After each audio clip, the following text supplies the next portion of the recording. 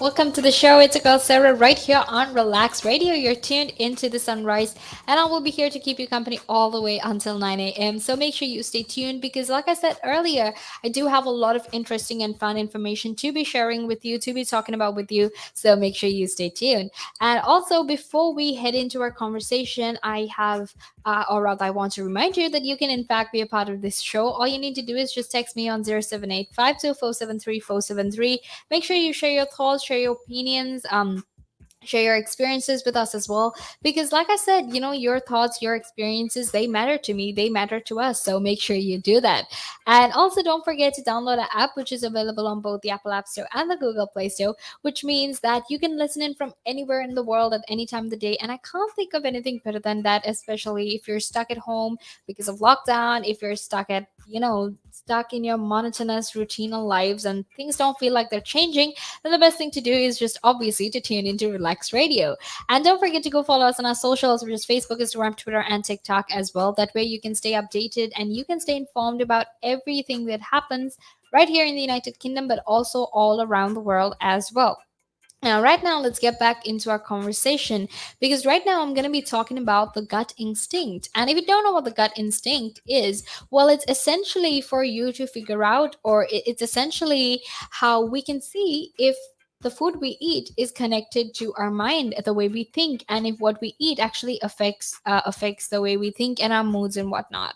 So there's a reason that our gut is in fact referred to as a second brain, and that is because what you eat does in fact have an effect on your mind. So that's what we're talking about. We're going to be talking about how it has an effect, the science behind it, what are some good food that you can eat that will help your mind, and different things like that. So make sure you stay tuned. Now, if you have any thoughts that you want to share with me as well, make sure you do that. If you have any tips or any food items that you can eat to develop your mind, to help you focus, to help you concentrate, make sure you text me on 078 or make sure you even call me as well, because that is going to be amazing and I would absolutely love to hear what you have to say as well. Now, like I said, there is in fact a reason why our gut is referred to as a second brain, because what you eat does in fact have an effect on your mind.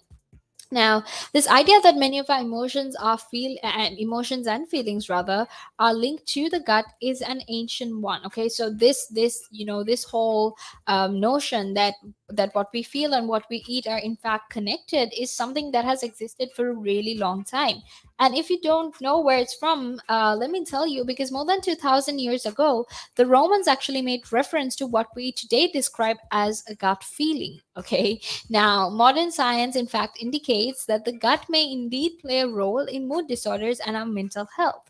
And look, the reason this happens, the reason it affects our mood and whatnot, is because our brain, obviously all the parts of our body are connected, but also because the gut is covered in what are known as neurons. There are nerve cells which are known as neurons. So like I said, we will be getting into all of the science behind it as well, but I want you to share your thoughts with me about this, because I want to know what you think, I want to know what you feel, especially in terms of gut instinct, whether you've been in that place, whether you felt like it, whether you've experienced it, and whether this is all something fake and you don't believe in it. Okay, I really definitely want to hear your thoughts and opinions, because Relax Radio is all about your thoughts and opinions. We want to hear what you have to say as well. So don't be shy. Actually, just text me, call me, whatever it is. I would love to hear from you, and don't be shy to do that. But to get back into the conversation we were having about our gut and how our gut does in fact play a role in terms of mood disorders and our mental health. Like I said, the gut is covered in nerve cells that are known as neurons, and these cells actually transmit signals to other neurons, which are also fundamental to our brains. So, it's basically this whole communication process that happens, but it just happens within our body through small, small cells. Okay.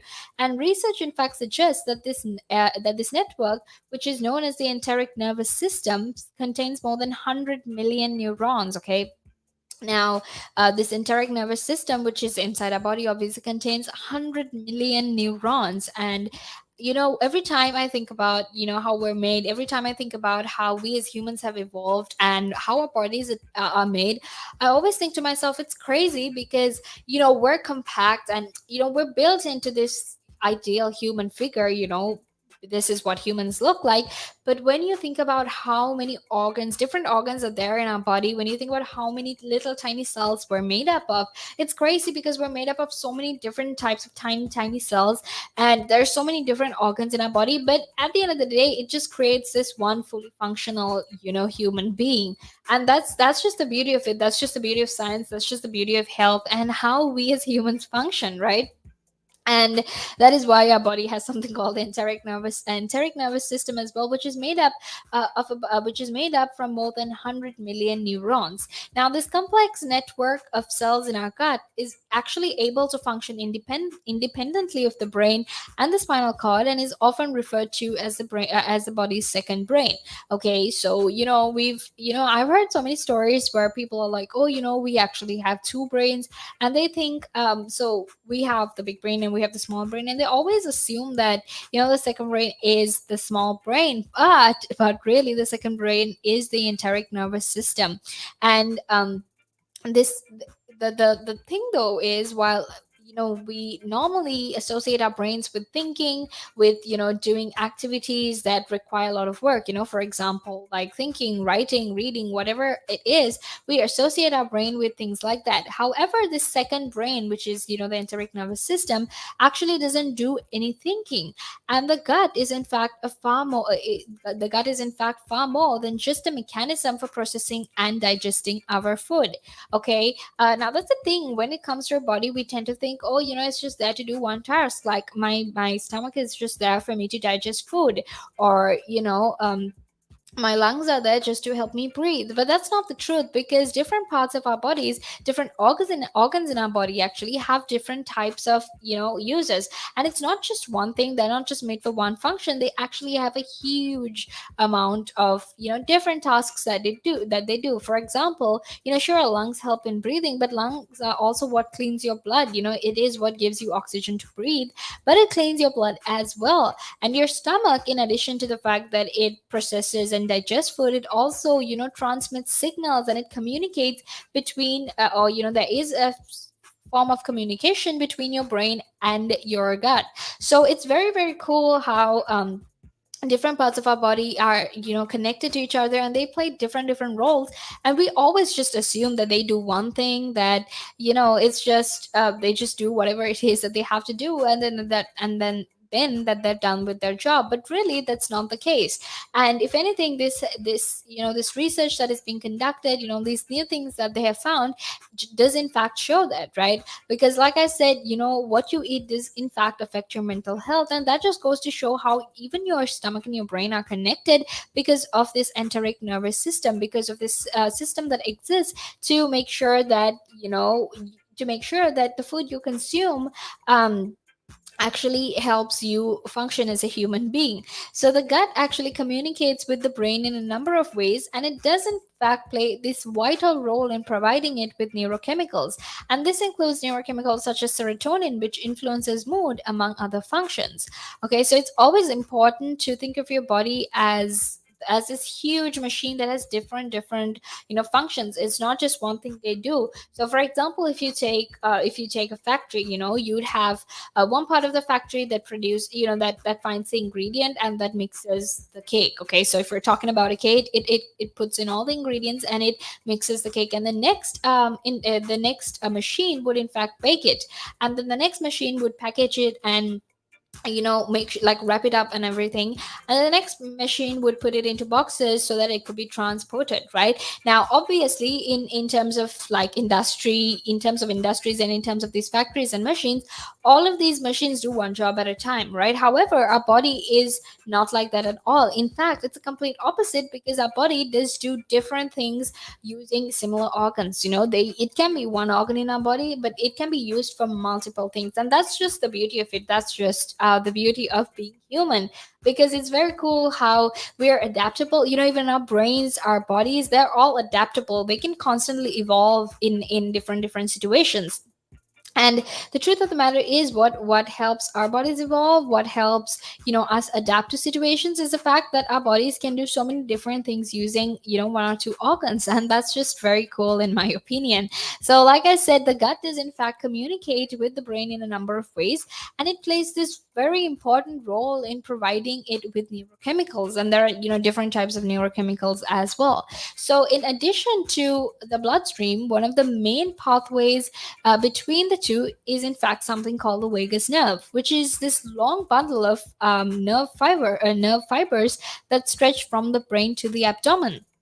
Okay, so there's basically, imagine it as like this tube, but instead of it just being like a tube, it's in fact a huge long bundle of nerve fibers that stretch from your brain to your stomach. And that is how and that is, one of the main pathways between your brain and your stomach.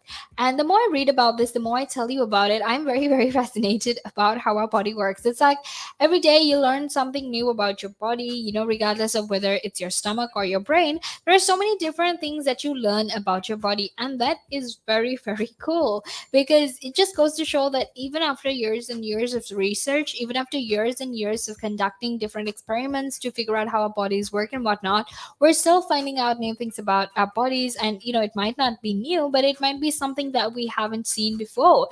And that's just how science is. Science is something that is constantly evolving. It's this form of it's a subject where you're constantly finding new things, you're constantly evolving, you're getting to know new things, and it is in fact very, very interesting as well. So like I said, there is a huge connection between your brain and your stomach, and that's because there's a pathway, but also because there are neurons in your stomach that send messages to your brain regarding the mood that you're in or the mood you're going to be in because of the food that you consume. So make sure when you're thinking of food, when you're eating, when you're hungry, make sure to consume something that is healthy, something that is considered good for your body, something that will help you and help your mood, instead of eating junk food that will definitely not make you feel that great. Now make sure you stay tuned, because right now we're actually going to head into a small break. But after that, we will be back to keep talking to you about gut instinct, how it works, and everything. So make sure you stay tuned. Again. But now, if you say to a child, if I went up to a child and said, "You've had one to forget," God, there'd be an inquest.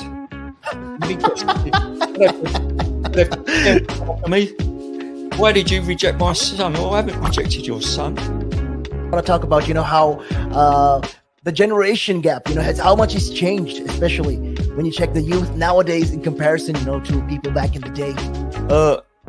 I'd say when I was younger, it was more disciplined. Not now. In comparison to now. Not at all. Not now. The way things are nowadays, the younger generation, you seem that they can't accept the word no, if that makes sense. They can't accept rejection, essentially, is all you're trying to say. Yeah, they can't accept the word no. So if you, how did I do?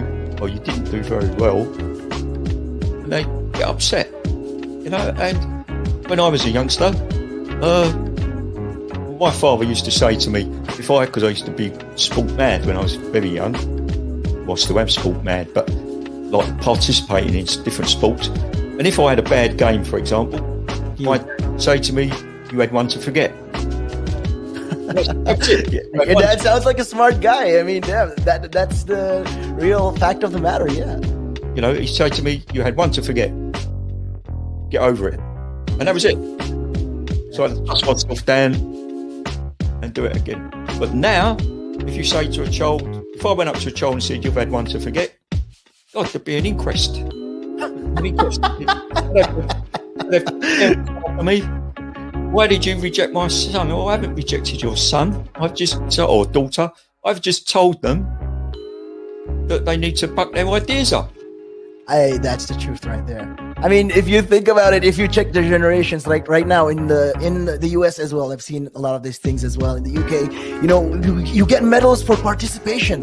But what's the point?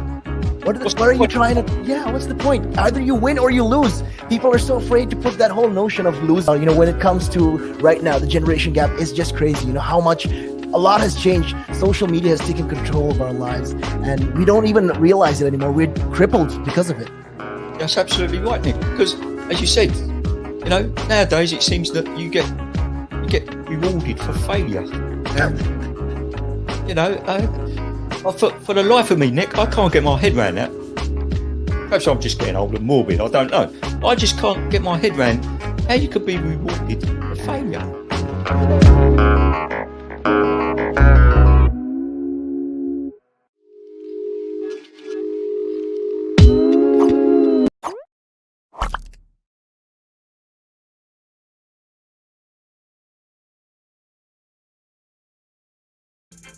Welcome back to the show. It's your girl Sarah right here on the Sunrise, and I'm very, very excited to be here on this beautiful Thursday morning to have amazing, interesting conversation with all of you who is listening in as well. I just realized that my hair is very, very messy, and that's just how my hair is. I have very, very frizzy hair, and if you have frizzy hair and you can relate to it, please do text me and talk to me and give me some tips on how to manage frizzy hair, because frizzy hair is so annoying. But that's not what we're talking about today. We're talking about, we're talking about gut instinct. We're talking about how our brains and our stomachs are in fact connected and how that exactly works, which is very cool and interesting if you think about it. So do let me know if you have any thoughts, any ideas, any experiences, opinions that you want to share with me, because we value your opinions. We want to know your opinion. So make sure you share it with me or share with everyone else who's listening in as well. Okay. So to do that, all you need to do is just text me on. All you need to do is just text me on 07852473473, and then you can get in touch with me, and you can even call me or text me, whatever it is that you prefer to do. Make sure you do that. And also, want to very quickly remind you that you can in fact go follow us on our socials, which is Facebook, Instagram, Twitter, and TikTok, and that way you can actually make sure that you're in touch with us, that you are, that you're always informed and engaged, and you engage with everything that happens, not just here in the United Kingdom, but also all around the world as well. So make sure to go follow us on our socials, and don't forget to actually go download an app which is available on both the Apple App Store and the Google Play Store as well. Don't forget to download the app, because that means you can listen into the conversation from anywhere in the world at any time of the day. And to get back into this conversation, which is honestly very interesting in my opinion, and do let me know if you think it's interesting as well, because we're talking about how our brain and how our brain and our stomachs are in fact connected. So in addition to the bloodstream, okay, one of the main pathways that connects our brain and our stomachs is something that is called the vagus nerve, which is this long bundle of nerve fibers that in fact stretch from the brain to the abdomen. And roughly 80% of the nerve fibers actually make up the vagus nerve are in fact signaling in the direction from the gut to the brain, while only 20% the other way around. And this was actually said by Dr. Katrina Johnson, who is a psychiatry researcher at the University of Oxford.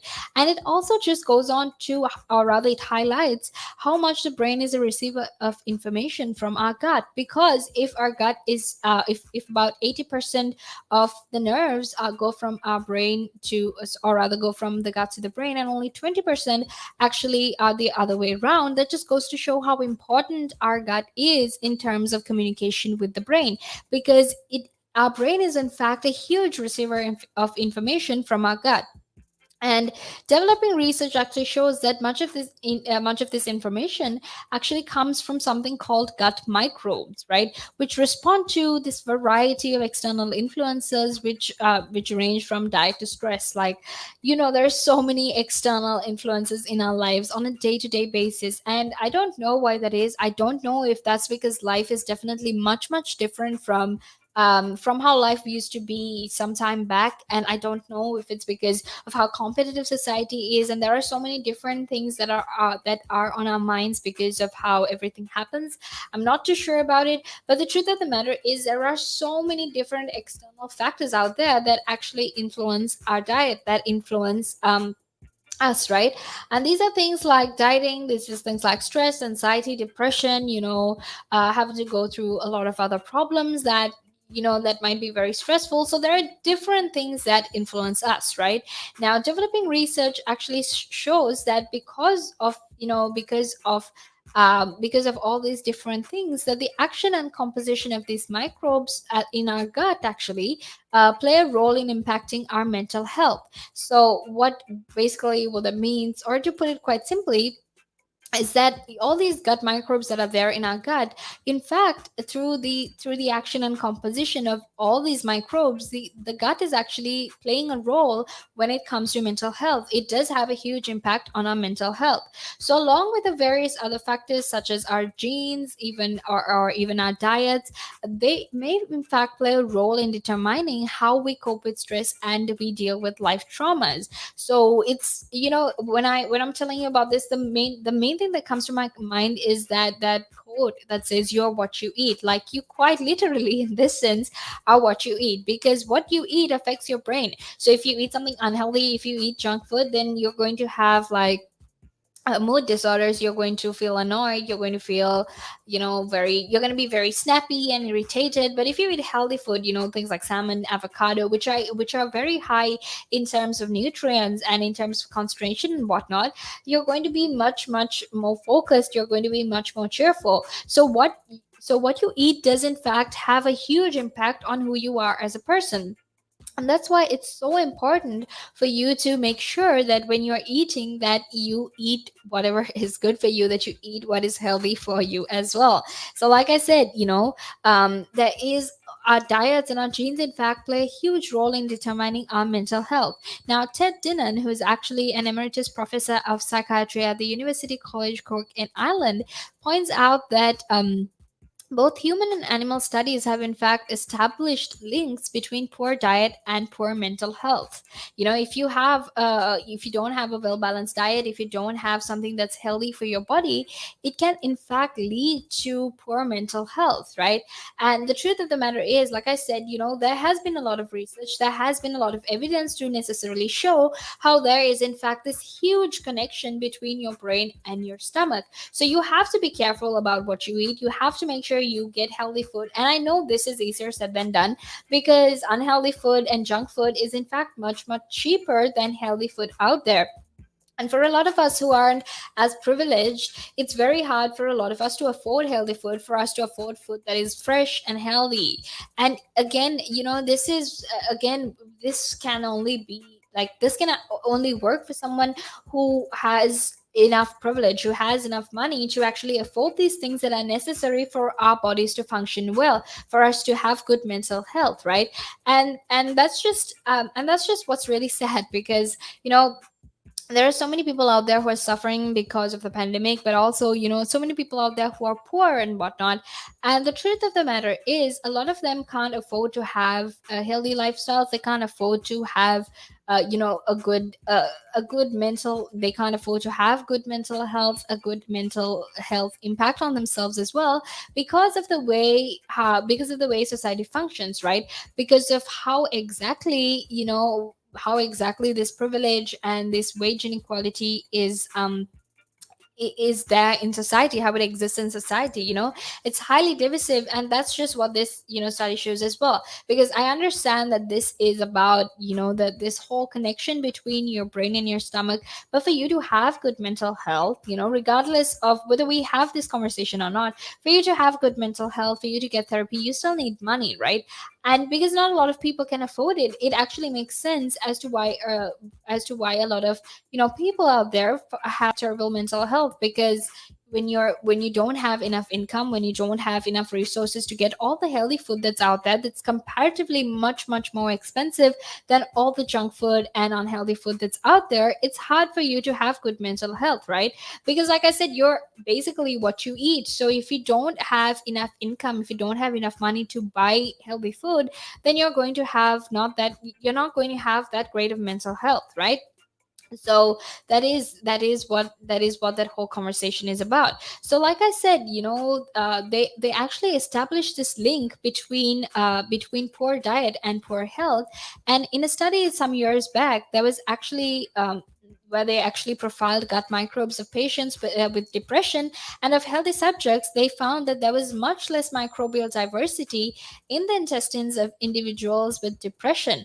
Okay, so when it comes to poor mental health, when it comes to you having disorders like depression, anxiety, people who have disorders like anxiety and depression do in fact have much less microbial diversity in comparison to people who are much happier and who are much much healthier, right? So that is why That is why this whole conversation exists. That is why there is this link between your brain and your stomach, and you're always, questioning and trying to figure out if it is actually healthy, what you eat is actually healthy. So having said that, we also need to understand that in this research, when they transplanted the microbiota of a depressed patient into a rat, the rat's behavior altered and it developed depressive like behaviors and a more inflamed immunology. Okay.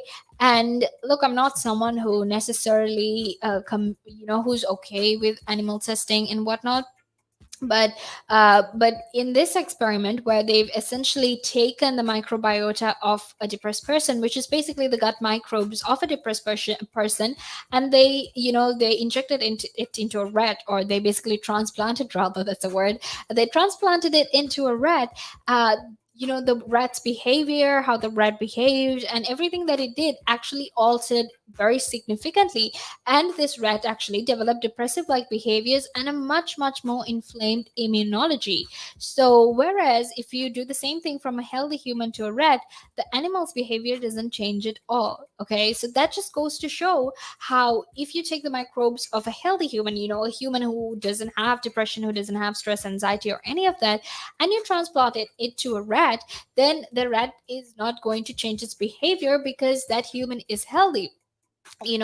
And when you consume things that are unhealthy for you, obviously, because sometimes you can't afford it, and because a lot of healthy food out there is in fact expensive, it gets very, very hard for you to in fact invest in something or get food that is healthy for you. So that means that you're going to have a poor diet, you're going to have poor mental health, and the only way to actually, the only way to get through this is actually to make sure that we have much better regulations in terms of how food is priced. Now, obviously, when we're talking about this, we need to sort of look back and remember, or look back or and think of the time when there were these new health measures that were introduced, right? For example, the 9 p.m. watershed ban on food that has a high content in terms of fat, sugar, and salt.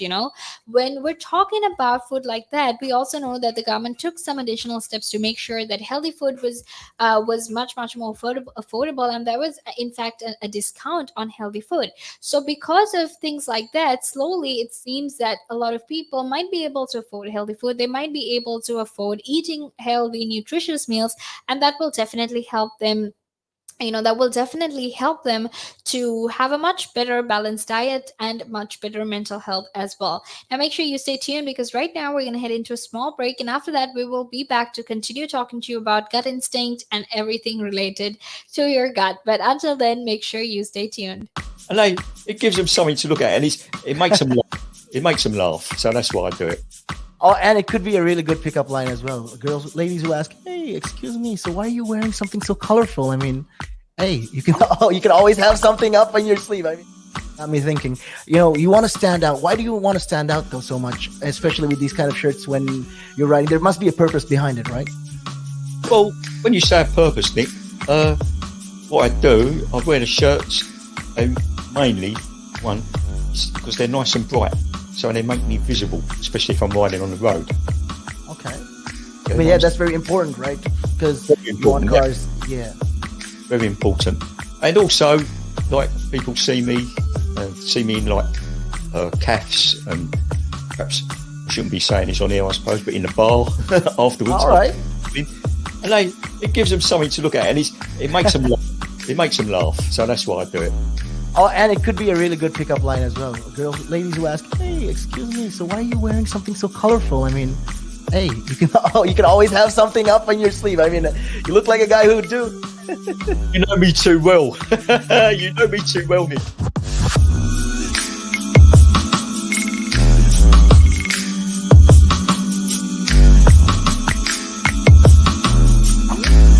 The valuations that you place on an asset are always behind you. It's always in hindsight. It's never in front of you. And that's one of the challenges, right? Because you're always valuing what happened yesterday. And what you need is what's going to happen tomorrow.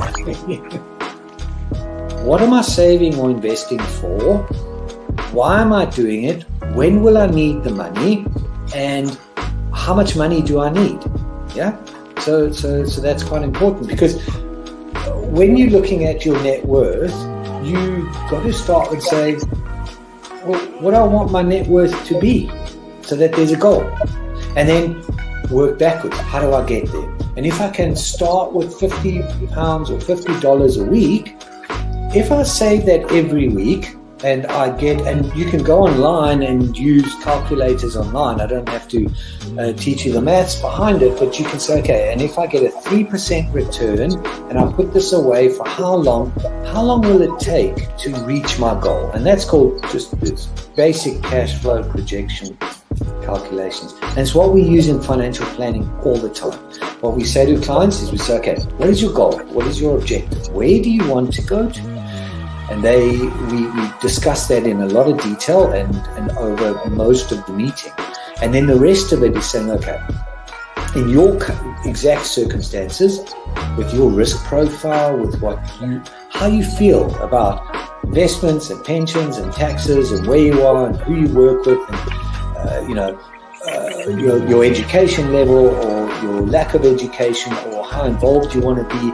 There's a lot of variables that we take into account, and then we say, okay, here's a plan. You start like this, that's great. And then we review it all the time. And we say, okay, we need to increase it, we're on track, we're not, this is what is happening. Because remember, when you're dealing with assets, the valuations that you place on an asset are always behind you. It's always in hindsight. It's never in front of you. And that's one of the challenges, right? Because you're always valuing what happened yesterday, and what you need is what's going to happen tomorrow. So that's a struggle. Yeah. So there are strategies everywhere from £50 a week up to £100 million, and they're different, right? They range differently from everyone, but and from country to country, to be fair. Different countries have different tax laws, so different vehicles. But from your point of view, at the sort of normal end, I'm not going to call it the low end because I'm in that boat as well. It's as tax efficient as you can get it. That's where you start. You use all the tax efficiencies, and then you step up into different things.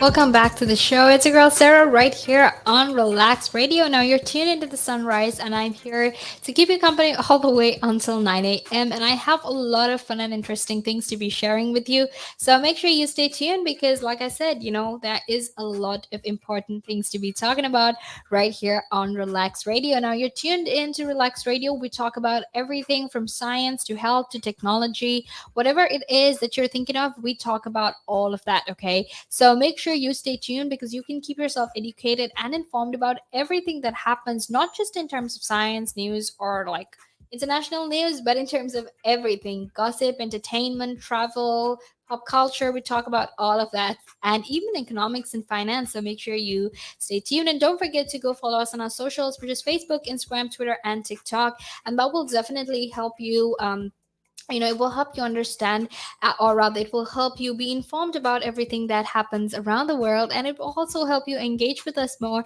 as well. So make sure you do that, and don't forget to text me on 07852473 because I want to know your opinions. I want to know your thoughts, and I want to know what you have to say and what you think about it. So make sure you text me as well, and don't forget to download that app, which is available on both the Apple App Store and the Google Play Store, and that means it's easily accessible to everyone. It's completely free of charge, easily accessible, and you can join this conversation and be a part of this conversation any time of the day. So make sure you do that. But right now, let's head back into our conversation. Let's head back into the conversation we were having about about our gut instinct, about how our brains and our minds are connected, or rather how our brains and our stomachs are connected, and how what we eat is very, very important for us to make sure that we have a healthy mind. Okay, so that's what we're talking about now. One of the reasons that diet is important is because our large intestine, which is a component of the gut, which is relatively heavily populated from a microbial perspective, acts as this giant fermentation organ. Okay, so our large intestine actually acts as this huge fermentation organ, and the microbes within our large intestine actually break down certain fibers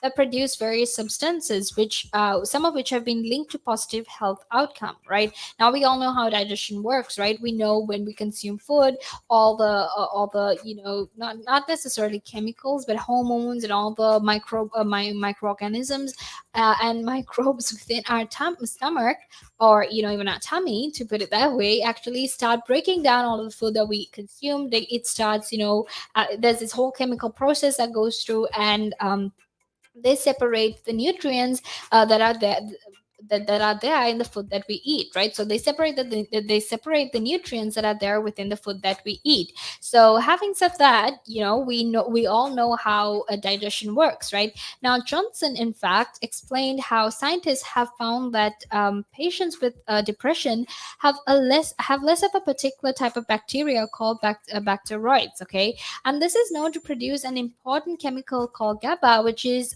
gamma aminobutyric acid.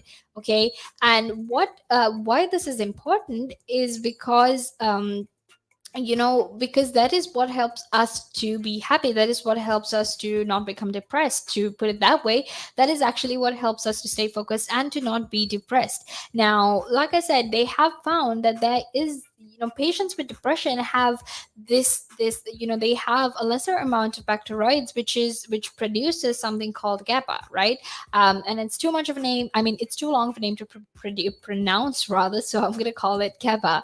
And because it produces, or because there's a reduction in the amount of GABA that is there in your body, people tend to get more depressed. Right now, this neurochemical helps to minimize the impact of stress, and it can also therefore help us to sleep soundly in the night. Okay, now this is something we all struggle with. Some of us struggle to sleep at night. And I'm not talking about insomnia. Insomnia is a whole other condition altogether.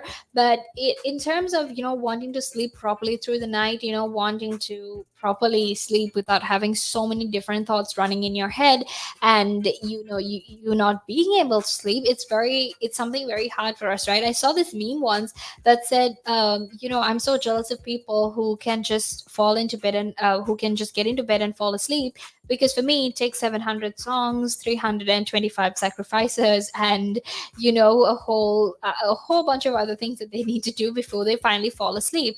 And I can completely understand that. I can completely relate to that, because sometime back I used to be that person. I did not fall asleep, and sometimes I would be so tired, and I can feel my eyes closing, but I would not fall asleep. And it was just like the most annoying thing in this planet, because after a very long and tiring day, what you want to do is sleep. Right, and because you need rest, you need that sort of rest to rejuvenate, to become much more energetic the next day. You really need to sleep. Right, and for me, the biggest problem was I did not fall asleep at night, no matter how tired I was, and no matter how many times I felt like my eyes closing, and I felt how drained I was, and I felt how tired I was wash over me, but I still did not fall asleep. However, thankfully now I do fall asleep, but I think that's because I'm too tired to actually be thinking about other things. But I do fall asleep now, and I'm so grateful for that. But you know what I'm talking about, right? Because it's so hard to sometimes fall asleep, especially in the middle of the night, when you've after you've done so much of work. Right, so like I said, this neurochemical GABA actually helps to minimize the impact of stress, and it helps you sleep much better than much better than if you didn't have this chemical. Now, if the brain doesn't get enough of GABA, this can actually lead to increased anxiety and insomnia. So like I said, when you don't have enough GABA in your body, if you don't have enough gamma aminobutyric acid in your body, what can happen is it can lead to increased anxiety and insomnia. Look, if you're someone with anxiety, if you're someone with insomnia, just imagine that getting much worse. That is definitely not something we want. That is definitely not something we we want to hear as well. Because come on, it is very, very it's very hard to live with anxiety. It's very hard to live with insomnia because you're tired most of the time. You can't be productive. You can't do any of the things you want to do because you're really tired and you're overthinking and you're thinking of everything that could possibly go wrong. And in addition to that, if you have anxiety, then you're going to have panic attacks. You're going to have anxiety attacks. You're going to start hyperventilating. And there are so many different things that are related to anxiety, especially if you have really bad anxiety. And I know anxiety in itself is a whole conversation. It's a whole other conversation.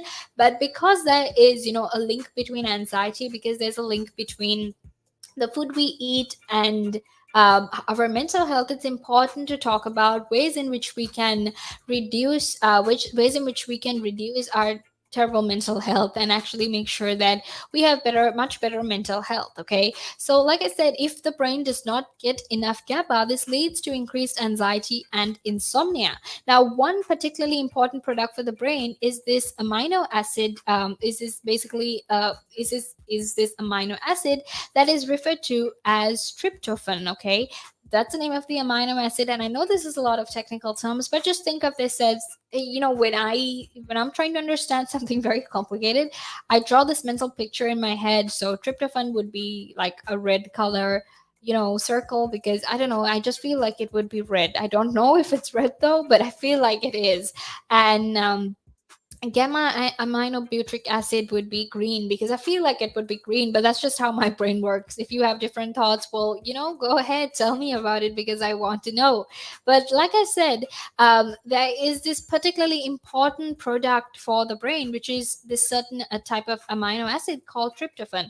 And tryptophan in our diet is broken down by this group of gut microbes called bifidobacteria, which basically break it down into smaller metabolites that can in fact cross the blood brain barrier. Okay, so what they do is they break down these cells and make sure it's small enough to cross the barrier that exists between your blood and your brain. And because the brain needs this constant supply of the tryptophan metabolites, because they're building blocks for mood regulating hormone serotonin, they always need the constant supply of these amino acids, right? Because that is what makes sure you're in a good mood. And this is what helps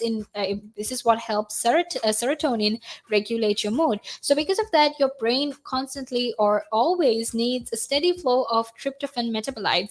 And it appears that if we don't actually have a sufficient abundance of bifidobacteria in our gut due to a poor diet, this process will in fact be inhibited, with consequences for our mental health. And what that means is, obviously, if we don't have enough bifidobacteria in our bodies, it's going to be terrible for our mental health. And a huge number of studies in the past have actually illustrated the importance of tryptophan.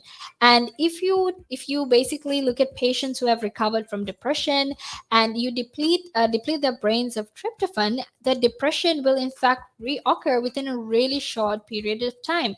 And that's from within minutes to hours. It's not even a few days, from minutes to hours.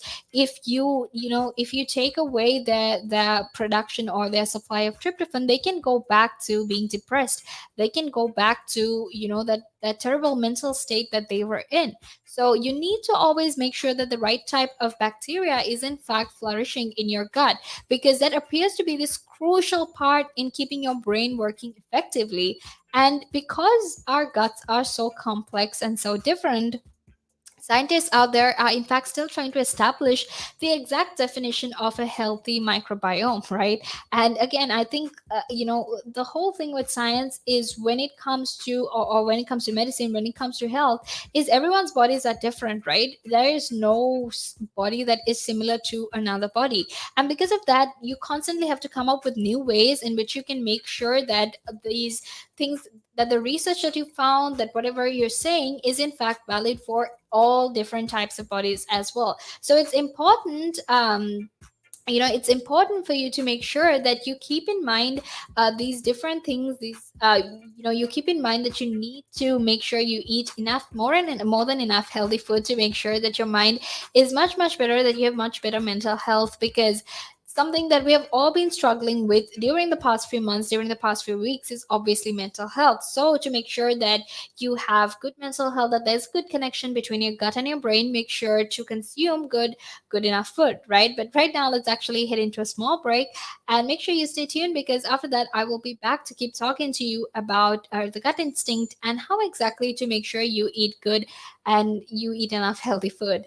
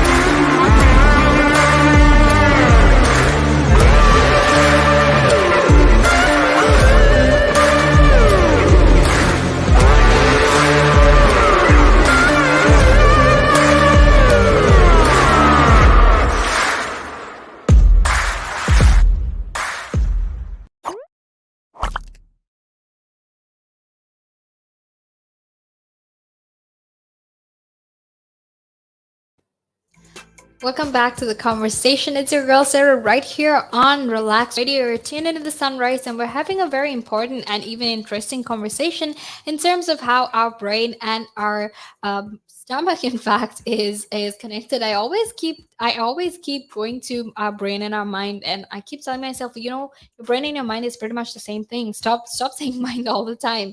But we're talking about how our brains and our stomachs are in fact connected, and why it's important for us to consume healthy food, why it's important for us to consume nutritious food, because that does in fact contribute to how our mental health works, how good our mental health is.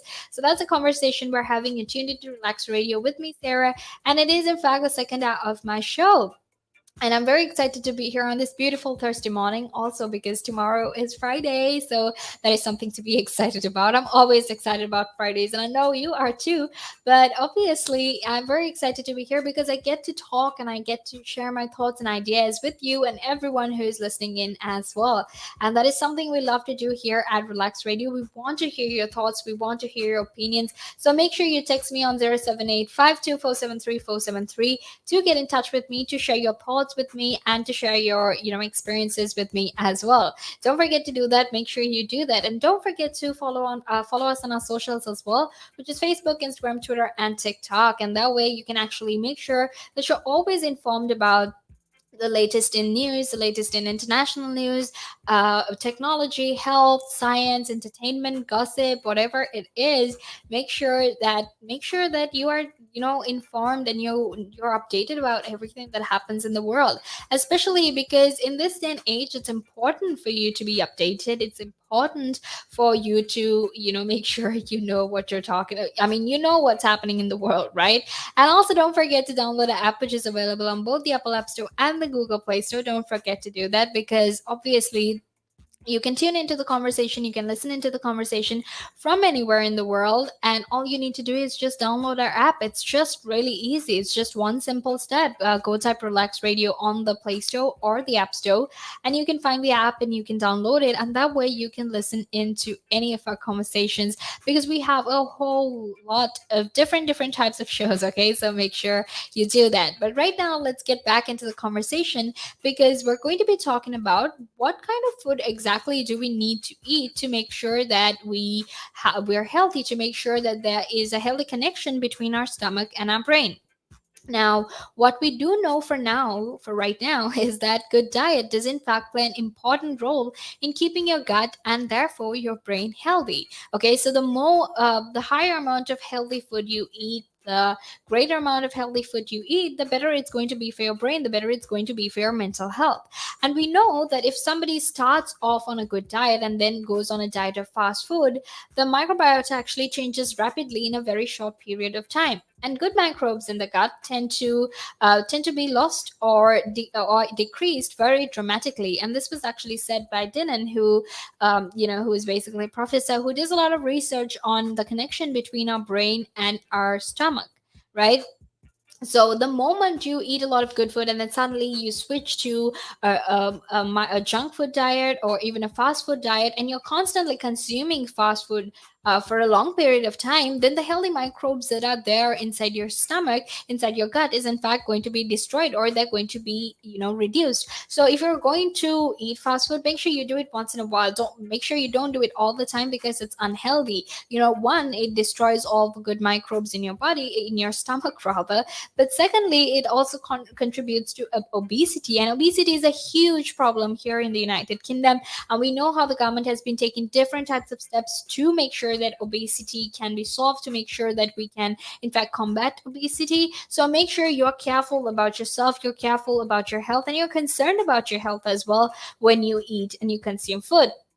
Because like that age old saying, you are what you eat, you always have to keep that in mind. Okay, always be careful about what you eat and make sure what you eat is in fact very, very healthy. Now, there's obviously no doubt that an appropriate diet actually gives us a good microbiota, which in fact helps us deal more appropriately with stress, right? And when talking about stress, when talking about this day and age, we know there is a lot of stress we go through. We know there is so much of stress that we are going through, because of our workplaces, because of how stressful the environment is right now. But secondly, because this is also in the middle of a pandemic, so we're anyway stressed out to begin with. And to actually deal with that stress, it's important we start eating good food, we start having a better diet, because that way we can actually make sure that we have better ways to deal with stress as well. So to boost your mental health, focus on eating plenty of fruits and vegetables, along with foods rich in omega-3 fatty acids, such as salmon.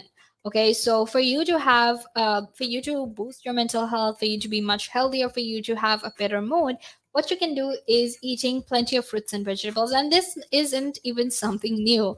Growing up, a lot of children hate broccoli and they hate vegetables, and I don't understand, because when my mom cooks broccoli, or when my mom makes food, she makes the best food. And I don't know if it's just the way the food is cooked, I don't know if it's just the way the food is presented, especially that makes it hard for kids to eat it. Because I definitely do agree that the way food is presented, that the way food is cooked, and the way it looks definitely has an impact on whether you want to consume it or not, right? Because you wouldn't eat something that doesn't look that great, right? But also, sometimes when you have very strict parents, it's not like you have a choice on whether the food you're eating can look good or not. But having said that, my mom does cook really good food, and it does look really, really good.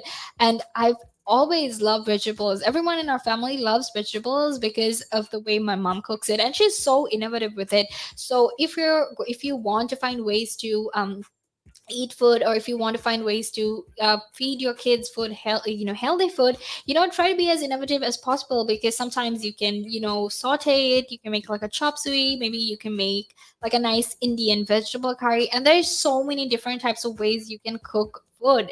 And that is, I mean, that's the absolute beauty about food. You can just cook it in different ways, you can present it in different ways, and that is very, very cool.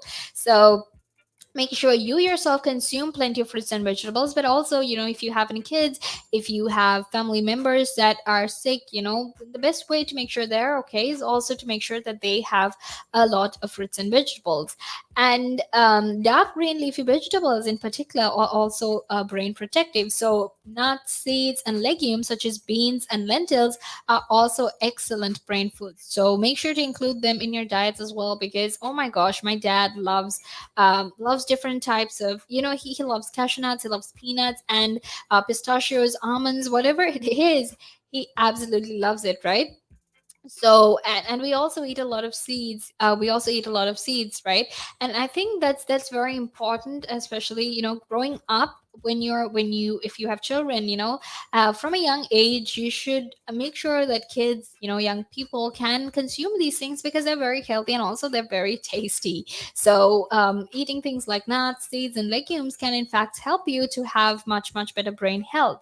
And if you're going to incorporate, or if you're going to create a very healthy mental diet, if you want to incorporate some types of food into a healthy mental diet, now there are a few things that you can actually use. Right now, for example, you can use complex carbohydrates rather. You can use complex carbohydrates, such as brown rice or even starchy vegetables, to give you energy. Okay, now this also includes things like quinoa, millet, beets, and sweet potatoes, because they have more nutritional value and they will also keep you satisfied for longer than simple carbohydrates found in sugar and candy. And even things like lean proteins lend energy that allows your body to think and react quickly. So good sources of protein actually include chicken, meat, fish, eggs, soybeans, nuts, and seeds. And when it comes to the way you prepare it, I know there's a lot of meat consumption that happens here, but you should also definitely try eating other alternatives to meat, right? Because I know for a fact that jack mushroom, that is very very tasty, and you can cook it in different ways as well, and that will definitely give you that same amount of protein. And make sure to consume things like fish, make sure to consume things like egg as well, and not just stick only to meat, right? And something else, obviously, when we're talking about healthy diet, we need to include fatty acids as well, because they're crucial for the proper function of your brain and your nervous system. And you can actually find fatty acids in fish, in meat, in eggs, in nuts, and even flax seeds. And always make sure that you steer clear of processed snack foods, because things like potato chips, other snack foods can actually impair your ability to concentrate. now, I know we love potato chips. I love potato chips, but it might not always help you if you're trying to concentrate. And it also might not help you if you're trying to have good mental health. Okay, and also make sure to pass up on sugar filled snacks, which is something that a lot of us have a hard time controlling, because we love eating candy, right? We love drinking, we love soft drinks, we love chocolate, and that can actually lead to a lot of ups and downs in terms of energy levels. And always make sure to consume, when you're consuming fats, make sure you consume plenty of healthy fats, such as olive oil, coconut oil, and even avocado, because that will support your brain function. And having a healthy snack when you're hungry, when your hunger strikes, I always have those. Having things like fruit, nuts, hard-boiled eggs, baked sweet potatoes, or even edamame, that will actually give you much, much more energy than packaged products. And the coolest thing about this is these things are easily available, right? You can go to the nearest supermarket and access it, and it's not going to be that hard. So make sure you make the best out of it. Make sure you try to eat the most amount of healthy food possible to make sure that you have better mental health, to make sure you're much, much healthier as well. Now, make sure you stay tuned, because I will be back in a few minutes to actually keep talking to you about whether work right now or work after the pandemic will in fact be much much more parent friendly than ever before. Okay, so make sure you stay tuned to listen to that whole rant